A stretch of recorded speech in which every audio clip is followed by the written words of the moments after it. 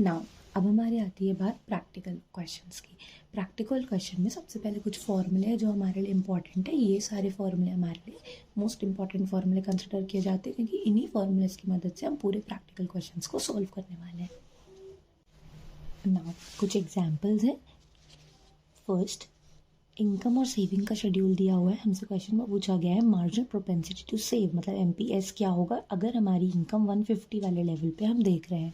दूसरा क्वेश्चन है autonomous consumption क्या होगा। सी बार मतलब ऑटोनोमस कंजम्पशन। ऑटोनोमस कंजम्पशन का मतलब क्या था, consumption at zero level of income. जब इनकम जीरो चल रही है तब कितना कंजम्पशन है। तो पहले हम यहाँ पे कंजम्पशन निकाल लेते हैं फर्स्ट लेवल का।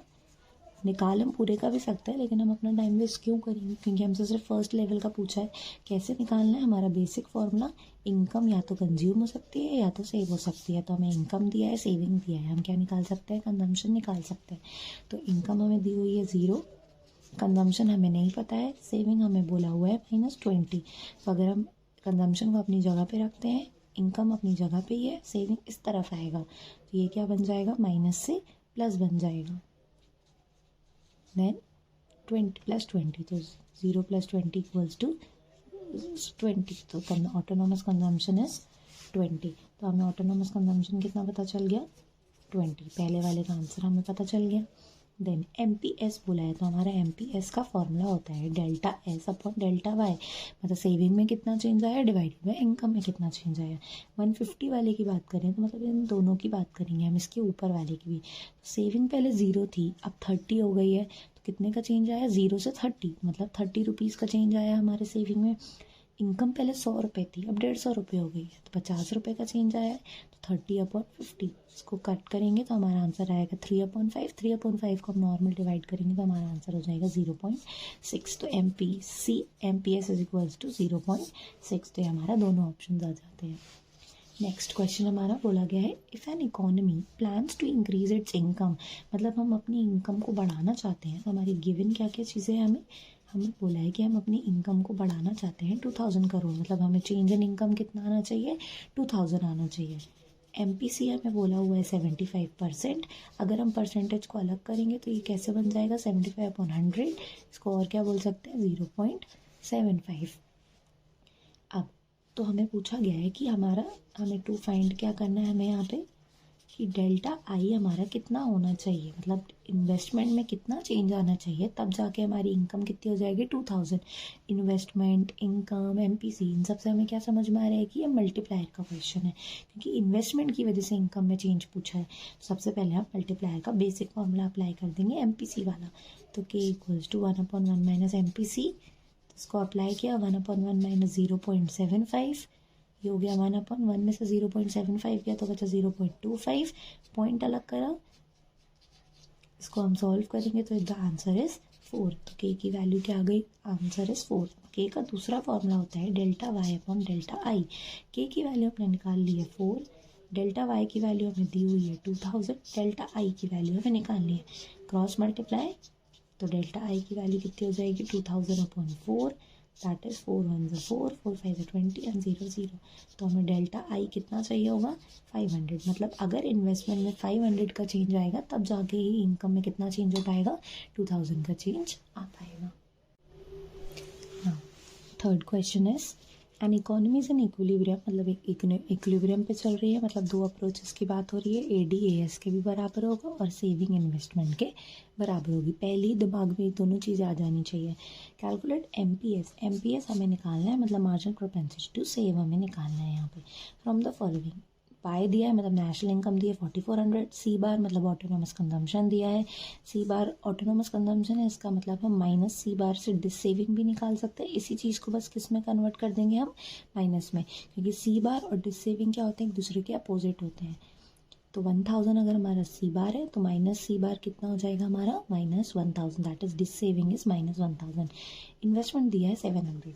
अब हमें निकालना क्या है यहाँ पे, टू फाइंड एमपीएस निकालना है हमें यहाँ पे। तो एमपीएस हमारे पता है हमें कौन सी इक्वेशन में मिल जाता है, हमें सेविंग फंक्शन की इक्वेशन में मिल जाता है। हम कंजम्पशन फंक्शन की इक्वेशन से भी निकाल सकते हैं बट सेविंग वाला तरीका ज़्यादा ईजी है, इसलिए मैं वो वाला बता रही हूँ। अगर आपको वो समझ में आता तो वो भी कर सकते हो। सेविंग फंक्शन की बेसिक इक्वेशन क्या होती है, saving equals to dissaving जिसको हम एस बार बोलते हैं या फिर माइनस सी बार भी बोल सकते हैं, प्लस 1 माइनस बी वाई। इस 1 माइनस बी को क्या बोला जाता है, एम पी एस, जो हमें निकालना है, तो इसलिए हम एम पी एस ही लिखेंगे यहाँ पे। तो हमें सेविंग नहीं पता है यहाँ पे, क्योंकि इक्विलिब्रियम पे चल रही है, तो सेविंग और इन्वेस्टमेंट क्या होती है, इक्वल होती है। इन्वेस्टमेंट हमें दिया है 700, तो ऑटोमेटिकली हमारा सेविंग भी कितना हो जाएगा, 700। तो यहाँ पे हो गया 700, हमें सेविंग पता है, माइनस सी बार मतलब डिस सेविंग हमें पता है माइनस 1000 चल रही है, इसको हम यहाँ लिखेंगे। एम पी एस हमें नहीं पता है, हमें निकालना है, और वाई हमें दिया हुआ है 4400। हम अभी इन दोनों को मल्टीप्लाई नहीं कर सकते, प्लस नहीं कर सकते। क्यों नहीं कर सकते, क्योंकि बीच में हमारा एक वेरिएबल मिसिंग है यहाँ पे। तो हम पहले 1000 को इस तरफ शिफ्ट करेंगे, इधर माइनस में इधर जाएगा तो प्लस में हो जाएगा। तो 700 plus 1000 equals to 4400 into M P S, जो हमने लिख दिया। यहाँ हो गया 1700, ये 4400 into M P S as it is वैसे ही लिखा है।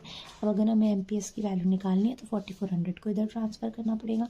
इधर ट्रांसफ़र करने के लिए, क्योंकि ये मल्टीप्लाई में, इधर आएगा तो डिवाइड में, 0 से 0 कैंसिल। अब अगर इसको हम सॉल्व करेंगे तो एम पी एस की वैल्यू हमारी हो जाएगी 17/44, that is M P S की वैल्यू हो जाएगी 0.38। तो एम पी एस आ गया हमारा 0.38। Next, in an economy investment increased by 1100, मतलब इन्वेस्टमेंट कितने से बढ़ी है हमारी, 1100 से। As a result of it income increased by 5500, मतलब जिसकी वजह से इनकम कितने से बढ़ गई, 5500। इन्वेस्टमेंट की वजह से इनकम बढ़ी है, मतलब मल्टीप्लायर की बात चल रही है यहाँ पे। मल्टीप्लायर की बात आ गई तो पहले यहाँ पे आप निकाल लो, साइड में मल्टीप्लायर बोला नहीं है पर निकाल लो, एक बेटर तरीका रहेगा।